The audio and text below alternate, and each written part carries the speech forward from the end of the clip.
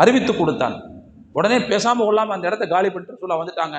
அதற்கு பிறகுதான் அந்த பனு நதீர்கள் மதீனாவிலிருந்து வெளியூருக்கு போகணும் நாடு கடத்தப்பட்டாங்க. அதே மாதிரி நீங்க பார்க்கலாம், ஒரு ஹைபர் அப்படிங்கிற அந்த போருக்கு ரசூலுல்லாஹ் போன இடத்துல ஒரு வயதான பெண்மணி சஹாபாக்களுக்கு விருந்து கொடுக்குறேன்னு சொல்லி அந்த அம்மா நல்ல ஆடை அறுத்து விஷத்தை தடவி சாப்பாடு கொடுத்துருச்சு. ரசூலுல்லாஹ்வுக்கு இயற்கையிலேயே அந்த முன் சப்பை ரொம்ப பிடிக்கும், எடுத்து கடிச்சு சாப்பிட்டாங்க. வாயில வச்சு கடிச்சாங்கல்ல, கடிச்ச உடனே என்ன செஞ்சுட்டாங்கன்னா, யாரும் சாப்பிடாதீங்க, அப்படியே கீழே போட்டிருக்கேன்ட்டாங்க.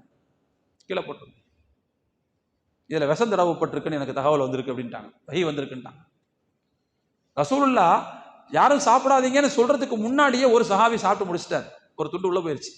பிஷர் பின் பரா என்பது அவருடைய பெயர். அதனால் அவர் இறந்து போய்விட்டார். அப்ப நல்லா பாருங்க, விஷம் சாப்பிட்ட உடனே என்ன செய்யுது, மரணம் ஏற்படுதுங்க. அந்த மாதிரி கொலை முயற்சி அங்கே நடந்தது. பெருமானார் ஸல்லல்லாஹு அலைஹி வஸல்லம் அவர்களை அல்லாஹ் காப்பாற்றினாங்க.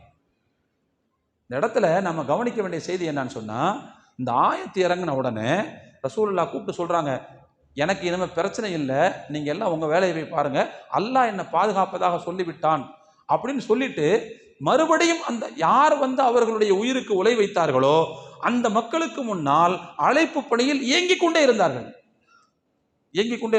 இத்தனைக்கும் அவங்க புல்லட் ப்ரூஃப்லாம் ஒன்றும் வச்சிருக்கல, பாதுகாப்பு தளவாடங்கள்லாம் அவங்கள்ட்ட ஒன்றும் கிடையாது.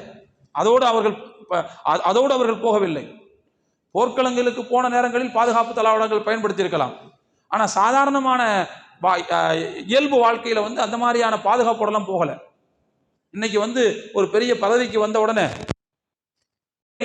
பாதுகாப்பு ஒரு அம்சங்களா இருக்காங்க, அந்த மாதிரியான அம்சங்களோட சுத்திக்கிட்டு இருக்க. ஆனா உலகத்துல மிகப்பெரிய அளவுக்கு எதிர்ப்பை சம்பாதித்தவர்களாக இருக்காங்க. அப்படி எதிர்ப்பை சம்பாதித்து கூட என்னை யாரும் எதுவும் பண்ண முடியாது அப்படின்னு சொல்லிட்டு யார் பிரச்சனை பண்ணுவாங்களோ அவங்களுக்கு முன்னாலேயே இயங்குறதுன்னு சொன்னா எவ்வளவு பெரிய தெரியும். அதுக்கு காரணம் இந்த வசனம். இந்த வசனத்தின் மீதான நம்பிக்கை. இந்த வசனம் சொல்லுது, நபியே நீங்கள் அல்லாஹ்வினுடைய அழைப்புப்படியை செய்து கொண்டிருக்கும் காலமெல்லாம் உங்களை யாரும் எதுவும் பண்ண முடியாது, உங்களை பாதுகாக்கிறது என்னுடைய பொறுப்பு அப்படின்னு நான் சொல்லுவேன். இந்த வசனம் சொன்னாங்க, என்ன உங்களால் கொல்ல முடியாதுன்னு சொன்னாங்க. என்னை உங்களால் கொல்ல முடியாது என்று சொல்லிவிட்டே மக்களுக்கு மத்தியில் சாதாரணமாக ஒருவர் உலக முடியும் என்று சொன்னால் அதை கொஞ்சம் கற்பனை செஞ்சு பாருங்க. இன்னைக்கு யாராவது அப்படி செய்ய முடியுமா? ஒண்ணுமில்லை. நம்ம பிரதமரே வச்சுக்குவோம், நான் ஒரு 10 நாளைக்கு சாதாரணமாக மக்களோட மக்களாக நடக்க போறேன் அப்படின்னு சொன்னா என்ன ஆகும்? செய்ய முடியுமா? அது நடிக்கிறதுக்காக வேண்டி சிலது செஞ்சாலும் செய்வார் அவர். ஆனா பின்னால உள்ளுக்குள்ள ரகசியமா ஏதாவது பாதுகாப்பு அம்சங்கள் இருக்கும், இல்லாம இருக்காது. நடிக்கிறதுக்கு ஏதாவது செய்வார் அவர், வேற விஷயம். ஆனா யாரும் அந்த மாதிரி செய்ய முடியாது. ஆனா ரசூலுல்லாஹ் என்ன செஞ்சாங்கன்னா, என்னுடைய உயிருக்கு பாதுகாப்பு அளிப்பதாக, உத்தரவாதம் அளிப்பதாக அல்லாஹ் சொல்லிவிட்டான், எனவே எனக்கு எந்த பிரச்சனையும் இல்லை, பாதுகாப்பு இல்லை, போங்க அப்படின்னு சொன்னாங்க. அப்படின்னா இந்த வசனம் என்பது குர்ஆன் உண்மையானது என்பதை உணர்த்தி கொண்டே இருக்கிறது. அதே மாதிரி ரசூலுல்லாஹ் இந்த உலகத்தில் இருக்கிற வரைக்கும் யாருடைய கொலை முயற்சிக்கும் அவர்கள் பலியாகவில்லை. அவர்கள் இயற்கையாகத்தான் மரணம் அடைந்தார்கள். ஆனா ஒரு விஷயம், ரசூலுல்லாவுக்கு ஷஹாதத் என்று சொல்லக்கூடிய அந்த உயிர் தியாகம் இருக்குது பாருங்க, அதையும் கொடுக்க வேண்டும் என்று அல்லாஹ் நினைத்தான். அதனால் அவர்கள் சாப்பிட்ட அந்த விஷம் என்பது அவர்களுடைய கடைசி நேரத்தில் கொஞ்சம் வேலையை காட்டியது. அப்ப சொன்னாங்க, ஹாதா அவானுன் குத்யா அபுஹரி அப்படின்னு ஒரு வார்த்தையை பயன்படுத்தினாங்க. என்னுடைய தொண்டை குழி கட்டாகிற நேரம் நான் சாப்பிட்ட அந்த விஷத்தினால அப்படின்னு சொன்னாங்க. இயற்கையான மரணமாக இருந்தாலும் கூட அவர்களுக்கு வைக்கப்பட்ட அந்த விஷத்தின் வீரியம் அப்போது கொஞ்சம் வேலை செய்தது. அல்லாஹ் அதன் மூலமாக ரசூலுல்லாவுக்கு ஷஹாதத்து அந்தஸ்தையும் சேர்த்து கொடுத்தான் என்பது வேறு விஷயம்.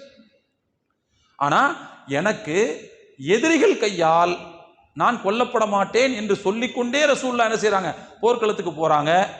அப்படி சொல்லிக்கொண்டே என்ன செய்யறாங்க, அழைப்பு பணியை தொடர்ந்து செய்து கொண்டே வருகிறார்கள் என்று சொன்னால், அப்போ இந்த வசனம் என்பது உண்மை அப்படிங்கிறதுக்கான ஆதாரம். யாராவது ஒருத்தவங்க ரசூலுல்லாவை அல்லாஹ் பாதுகாக்கணும் வெட்டி தள்ளி இருந்தாருன்னு வச்சுக்கோங்க, கொன்று இருந்தாருன்னு வச்சுக்கோங்க, அல்லது வச்ச அந்த விஷத்தினாலே ரசூல் உடனே இறந்து போயிருந்தாங்கன்னு வச்சுக்கோங்க, இந்த ஆயத்து பொய்ன்னு போயிருக்கும். அப்படி எதுவுமே நடக்கல. இந்த வசனம் இறங்கியதற்கு பிறகு பெருமானார் ஸல்லல்லாஹு அலைஹி அவர்கள் அந்த மக்களோடு ஒரு 10 ஆண்டு காலமாக வாழ்ந்திருக்கிறார்கள். குறைந்தபட்சம் 7-8 ஆண்டுகளாக வாழ்ந்திருக்கிறார்கள். அந்த 7-8 ஆண்டுகளில் பல போர்க்களங்களை சந்தித்திருக்கிறார்கள். உண்மை தேவையில்லை, இன்னொரு வரலாறு கூட நடந்துச்சு. ஒரு போருக்கு போயிட்டு வந்து மதிய வேளையில சஹாபாக்கள்லாம் ஒரு மர நிழலில் தங்கியிருக்கிறாங்க. ரசூலுல்லாஹ் எப்போது தனியா இருப்பாங்க. அவங்க சற்று தள்ளி விலகி இருந்த ஒரு மர நிழலில் படுத்துக்கிறாங்க. கொஞ்சம் கண்ணா இருந்திருக்காங்க. திடீர்னு முடிச்சு பார்த்தா முன்னாடி ஒரு கிராமவாசி எதிரி கூட்டத்தை சார்ந்த ஒரு ஆள் கையில் உருவிய வாளுடன் இருக்கிறார். ரசூலுல்லாஹ் பார்த்து கேட்கிறார், மையம்னா முகமின்னியா முஹம்மத், முஹம்மத் இப்ப அவரை கொல்ல போறேன், என்னை யார் தடுக்க முடியும்? பெருமானார் ஸல்லல்லாஹு அலைஹி பதட்டப்படவே இல்லை. ஏன்னா அந்த ஆயுதத்தில் நம்ம இருந்த நம்பிக்கை பதட்டமே படல. நம்மளா இருந்தா யோசிச்சு பாருங்க, வேட்டிதான் நினைஞ்சது. பெருமானார் பதட்டப்படல. உடனே சொன்னாங்க, அல்லாஹ் சொல்லுங்க, அல்லாஹ் என்னிடத்திலிருந்து உன்னை யார் பாதுகாக்க முடியும்? அல்லாஹ் பாதுகாப்பான்னு சொன்னாங்க. இந்த வார்த்தை அந்த மனிதனுடைய உள்ளத்தில் ஒரு விதமான மாற்றத்தை ஏற்படுத்தியது. ஒரு கெமிஸ்ட்ரி உருவாச்சு வச்சுக்கோங்க. என்ன செஞ்சாங்க சொன்னா, அப்படியே அவருக்கு பழக்கத்தை ஏற்படுத்தியது. அந்த பழக்கத்துல கையில் பிடித்திருந்த வாள் அப்படியே நடுவிக்கே ஓடுது. பெருமானார் ஸல்லல்லாஹு அலைஹி வஸல்லம் அந்த வாளை கையில் எடுத்து கொண்டு இப்ப கேட்டாங்க, மையம் நமக்கு மின்னி, உனக்கு ஒரு காலம் எனக்கு ஒரு காலம் வாங்கியா போவோம், இப்ப நான் உன்னை கொல்ல போறேன், எந்த உன்னை யார் பாதுகாக்க முடியும்? அந்த ஆள் வந்து ஆனா இருந்தாலும் சொன்னாரு, நீங்க என்ன விட்டுருங்க, நான் உங்களுக்கு எந்த இடையூறும் செய்ய மாட்டேன்னு சொன்னேன். கடைசியில ரசூலுல்லாஹ் அவருக்கு இஸ்லாமிய பிரச்சாரத்தை செய்தார்கள். ஆனால் அவர் ஏற்றுக்கொள்ளவில்லை. இருந்தாலும் உங்களுக்கு நான் எந்த தீங்கும் செய்ய மாட்டேன், உங்களுக்கு தீங்கு செய்யக்கூடிய மக்களிடத்திலையும் நான் உங்களை பற்றிய நல்ல எண்ணத்தை ஏற்படுத்த கொண்டு போயிட்டார்கள். இதுவும் நடத்த ரசூலுல்லாஹ் வாழ்க்கை.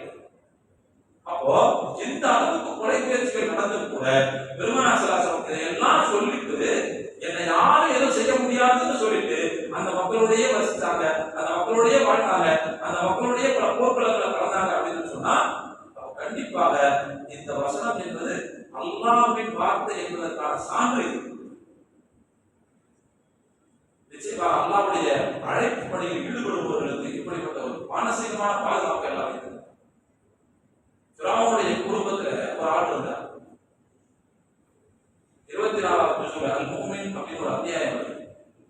அநேகமாக நான் சொல்லக்கூடிய அந்த நபருடைய பெயரின் காரணமாகவே அந்த மூமின்ற வார்த்தை இருப்பான் நான் நினைக்கிறேன். ஃபிரௌனுடைய ஃபேமிலியில ஒருத்தர் மூசா நபியை இருக்கிறார். மூசா நபியை கொல்லணும்னு சொல்லி ஃபிரௌனும் அவனுடைய ஆட்களும் திட்டம் போடுகிறார்கள்.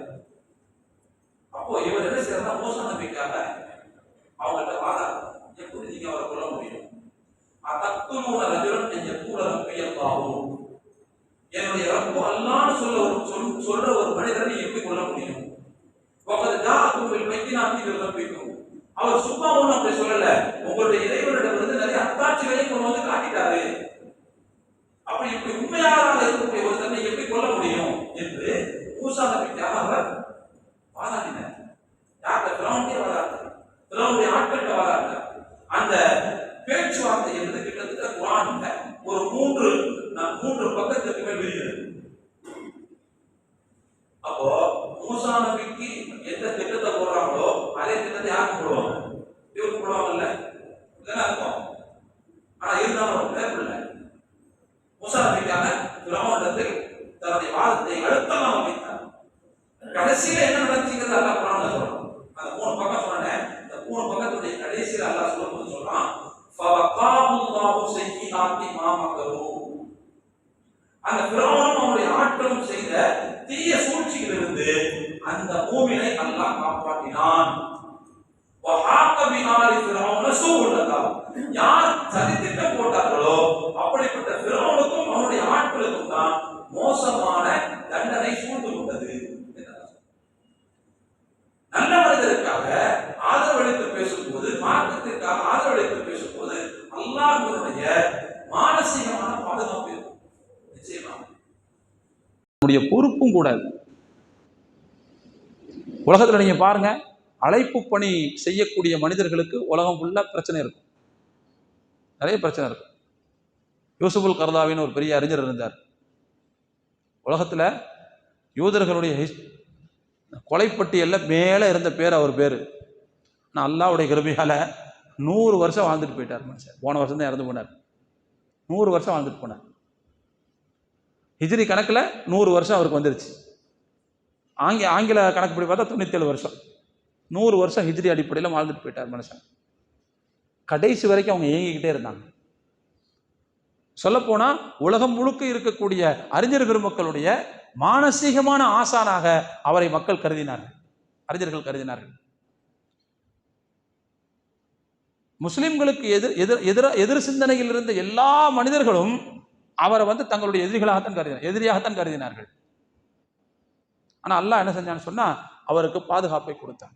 ஒரு கட்டத்தில் எகிப்தை சார்ந்தவர், அங்கே அவருக்கு பாதுகாப்பு இல்லை என்ற நிலை வந்தபோது அந்த அரசாங்கத்தினால் மரண தண்டனை அவர்களுக்கு விதிக்கப்பட்டுச்சு.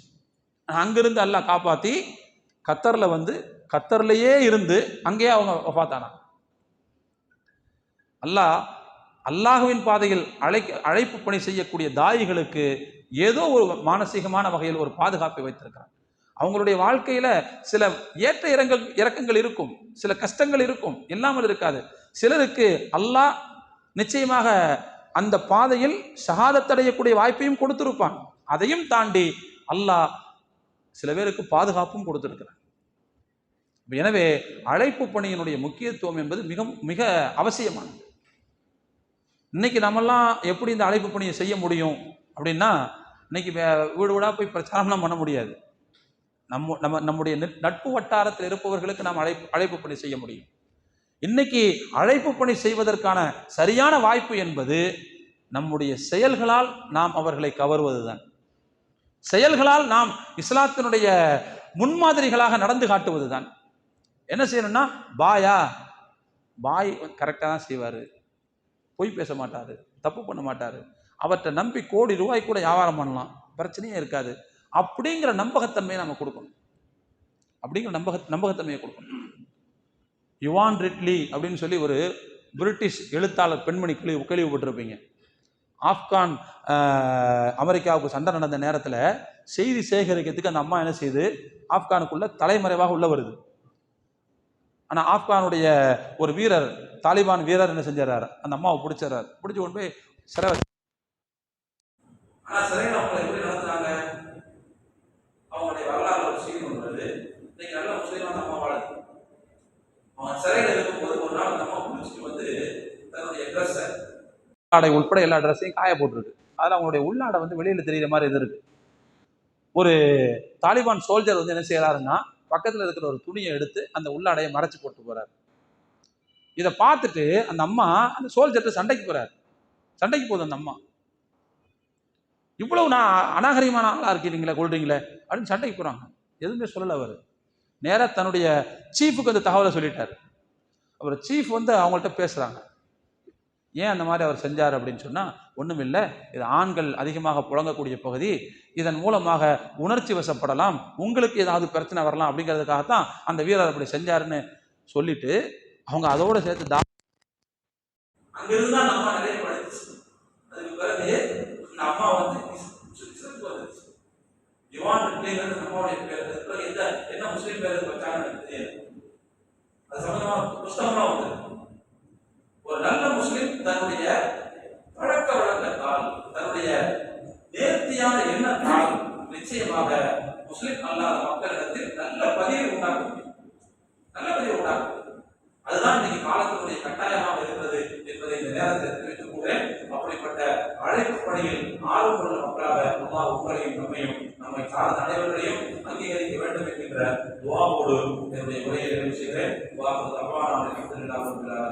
அஸ்ஸலாமு அலைக்கும் வரஹ்மத்துல்லாஹி வபரகாத்துஹு.